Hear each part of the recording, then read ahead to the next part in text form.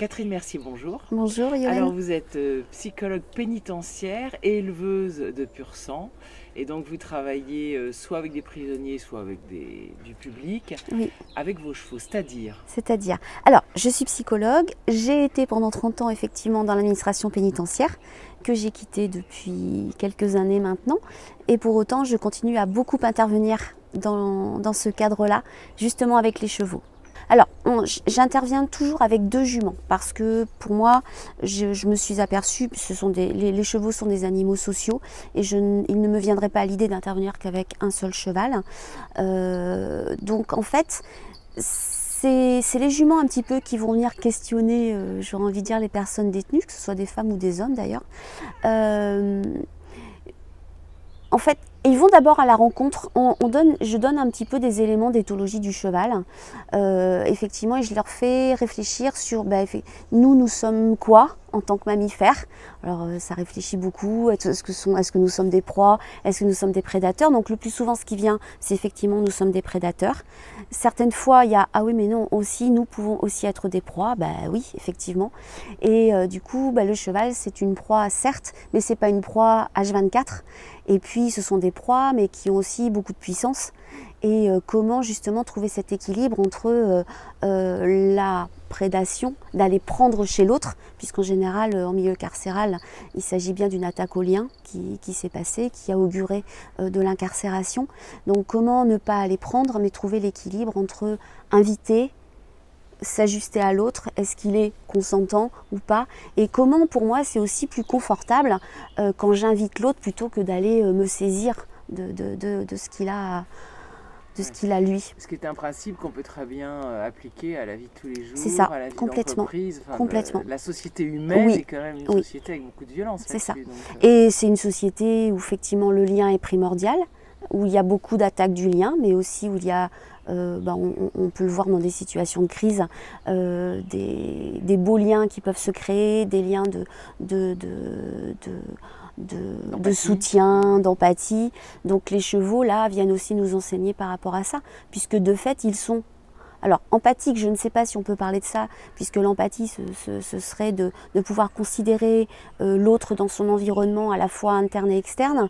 Est-ce que les chevaux font ça? En tout cas les chevaux ils sont effectivement reliés à leurs émotions, et pour eux il est important d'être en sécurité et de retourner brouter une fois que peut-être l'émotion de peur sera passée, parce qu'elle aura été analysée. J'ai peur, qu'est-ce qui se passe? Je prends de la distance, je regarde et je retourne brouter si effectivement je ne suis pas amenée à devoir fuir. Donc c'est aussi ça qu'ils peuvent nous enseigner. C'est-à-dire que nous, on va toujours ruminer, qu'est-ce que j'aurais dû faire, qu'est-ce que j'ai pas fait, et qu'est-ce qui va se passer après. Et puis au final, je retourne jamais brouter, si je puis dire. En fait, ils nous apprennent le lâcher-prise. Le lâcher-prise sans lâcher. Parce que lâcher prise, je peux m'envoler si je lâche prise complètement. Mais lâcher prise sans lâcher. Lâcher prise peut-être sur l'intention première, le chemin pour aller vers mon objectif, peut-être qu'il y a plusieurs chemins. Donc effectivement, développer un peu cette vision panoramique qui est la vision du cheval, alors que nous on est très focus, objectif. Et on peut n'envisager qu'un seul chemin, alors que y a peut-être d'autres chemins, et notamment dans le cadre de l'entreprise, c'est qu'est-ce qui est important? Est-ce que c'est le résultat ou est-ce que c'est le chemin qu'on emprunte? Est-ce que vous pouvez nous donner des exemples concrets pour qu'on comprenne cette force thérapeutique du cheval pour aider les humains? Oui, alors j'ai plusieurs exemples, mais un me vient là spontanément à l'esprit. C'était au décours effectivement d'un accompagnement d'une jeune femme qui était en burn-out, et on entend beaucoup parler en ce moment du burn-out, de l'épuisement professionnel. Il y en a de plus en plus, hélas. Voilà. Et cette jeune femme, en fait, alors une séance... nous sommes allés dans le troupeau, en fait, il y avait 4 juments. Et cette jeune femme se posait la question de savoir au final quelle était sa place, à la fois d'un point de vue professionnel, à la fois du point de vue de la famille, et sa place elle en tant que femme. Et voilà, on échangeait autour de ça, et les juments, et 3 des juments en fait sur 4, se sont mises en triangle Et ce qui était assez intéressant parce que j'ai l'impression que si on avait eu un drone, on aurait vu un parfait triangle et qui venait vraiment pointer la problématique en fait. Et au fur et à mesure, donc, on s'est tourné vers les juments et en fait, elle a désigné pour chacune des juments cette question-là. Là, c'est moi en tant que professionnelle, là, c'est moi dans la famille, là, c'est moi en tant que femme. Et je l'invitais à savoir quel serait pour elle le plus important là dans un premier temps. Et en fait, elle a procédé par élimination et au fur et à mesure où elle disait, en fait, non, le professionnel, non, c'est peut-être pas ça le plus important dans un premier temps. Donc la jument qui désignait, en fait, qui représentait le professionnel, s'est tranquillement éloignée. Sans faire rien. Ah ben non, parce que les juments étaient en liberté. Nous, on n'avait rien. Enfin, voilà. Non, on devisait, si je puis dire, tranquillement. Au milieu des chevaux. C'est ça, il ne manquait plus que la tasse de thé. Et puis non, moi dans la famille, en fait peut-être que non, peut-être pas, voilà, c'est pas si mal que ça. Donc la jument qui représentait la famille s'est éclipsée également. Et puis est restée la jument qui la représentait elle. Et là, il y a eu une prise de conscience vraiment très aiguë, d'autant que la jument est venue vers elle vraiment à ce moment-là. On était à 3 mètres. La jument est vraiment venue là. Du coup, elle s'est mise avec nous. Et ça lui a permis vraiment de prendre conscience que dans un premier temps, c'était bien d'elle dont il s'agissait et non pas de ses différentes places et rôles.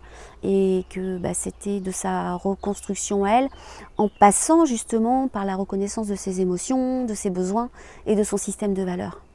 C'est incroyable. Ouais. Alors est-ce que c'est ça qui ferait... certaines personnes disent que les chevaux...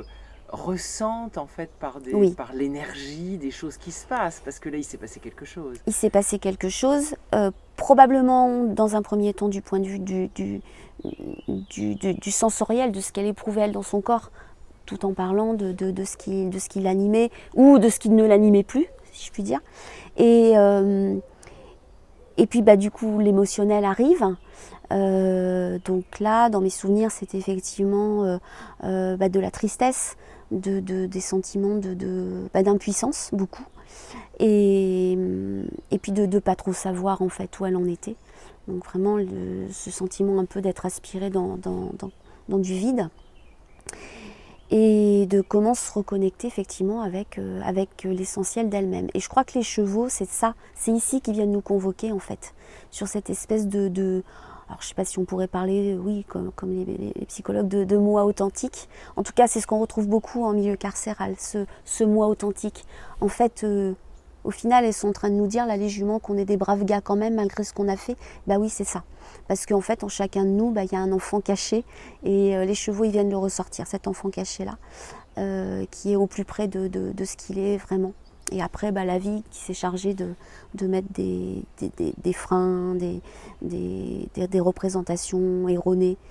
Et je pense que c'est effectivement le regard non jugeant des chevaux qui permet aussi de prendre conscience. Parce que là, pour le coup, il n'y a pas de jugement. Il n'y a pas le jugement de l'humain qui pourrait dire « tu devrais faire ci, tu devrais faire ça » ou « tu es ci, tu es ça ». Donc moi, j'aime bien l'expression « coupez-vous la tête ». Souvent, je l'utilise. Parce que les gens, ils sont vraiment dans le mental. Coupez-vous la tête et laissez votre cœur, votre corps dire les choses. Et puis les chevaux, ils vont se charger du reste. C'est un petit peu... Ouais, je schématise, mais c'est un petit peu ça qui se passe. Et c'est pour ça qu'il est intéressant de travailler avec plusieurs chevaux. Parce que parfois, j'ai pu être étonnée moi-même de personnes qui arrivaient avec une problématique affichée, mais qui est en fait l'arbre qui cachait la forêt, et que c'est pas forcément le cheval auquel j'aurais pensé peut-être en lien avec cette problématique-là qui est venue, c'est une autre. Et là je me suis dit ah non, il y a autre chose, il s'agit d'autre chose.